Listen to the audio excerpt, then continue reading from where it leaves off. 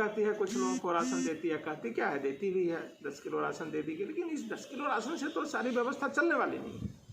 तो व्यवस्था में वैक्सीन में प्रायोरिटी उन लोगों को करे जो घर से निकल रहे हैं, काम कर रहे हैं, छोटे काम हो बड़े काम हो, जो ऑफिस आने वाले हैं उनको प्रायोरिटी दे, जिनकी ड्यूटी लग रही है उनको प्रायोरिटी दे, जो दुकान खोलने वाले हैं उनको प्रायोरिटी दे, जो मजदूरी करने निकल रहे हैं उनको प्रायोरिटी दे, जो सब्जी बेच रहे हैं, ठेला चला रहे हैं उनको प्रायोरिटी दे, जो बस के स्टाफ हैं, ड्राइवर्स हैं, उनके सपोर्ट स्टाफ हैं उनको प्रायोरिटी दे।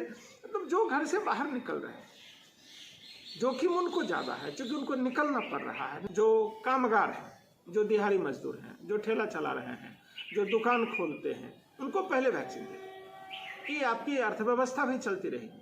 अर्थव्यवस्था को कंप्लीट बंद करना ये बहुत मुश्किल की बात है।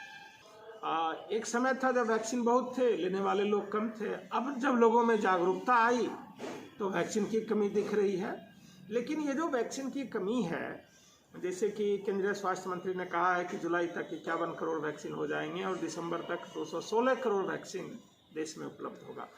तो 1-2 महीना हम पीछे पड़ चल रहे हैं, लेकिन उम्मीद है कि जुलाई से अगस्त से वैक्सीनेशन ठीक हो जाएगा। और इसमें गांव में वैक्सीन को बढ़ाने की ज़रूरत है। शहर के लोग जागरूक हैं, लाइन लगा के ले रहे हैं। गांव में अभी जागरूकता जितनी होनी चाहिए, हमको लगता है कि उसमें कहीं ना कहीं ज़्यादा फोकस करने की ज़रूरत है, क्योंकि गांव में अगर बीमारी अपने पैर पसारता है, स्पीड से पसारता है, तो वाकई बहुत मुश्किल स्थिति।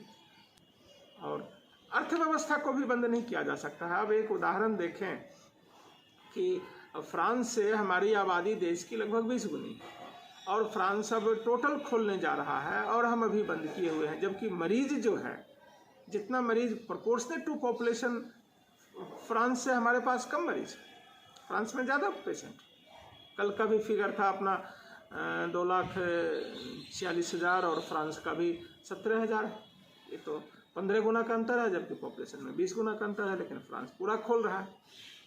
यूरोपियन यूनियन ने कहा जो लोग फुली वैक्सीनेटेड हैं बिना वीज़ा के हमारे देश में चल सकते हैं, आ सकते हैं। तो एक उसका लॉजिकल तरीके से, हालांकि एक्सपर्ट लोग इस पर सलाह देंगे, लेकिन मुझे लगता है कि एक लॉजिकल तरीके से अर्थव्यवस्था को भी खोल के रखना है, उसको चलाते जाना है। क्योंकि अर्थव्यवस्था नहीं चलेगी तो सिर्फ ये व्यवस्था लॉकडाउन की ये नहीं चल पाएगी। इसमें इसकी अपनी दिक्कतें हैं। स्कूल से देखिए 2 साल भर से ऊपर से बंद हैं, होटल्स बंद हैं, सिनेमा हॉल बंद हैं, टूरिज्म का इंडस्ट्री बंद है और हर सेक्टर में भारी गिरावट है, दुकान सारे बंद हैं। तो ये सब लोग जो काम कर रहे हैं वहाँ, जिनकी जीविका उन पर निर्भर है। हम लोग मिडिल इनकम कंट्री भारत है और बिहार लो इनकम स्टेट है। तो हमारा लो इनकम और उसमें भी ये तालाबंदी और लॉकडाउन, ये कहीं ना कहीं लंबे समय तक हमारी अर्थव्यवस्था को और हमारे परिवार के तंत्र को ये कमज़ोर करने वाला है। उनके प्रत्येक परिवार की अर्थव्यवस्था कमज़ोर हो जाएगी, जो कि कई वर्षों तक वो भरपाई करने में उनको बहुत दिक्कत है।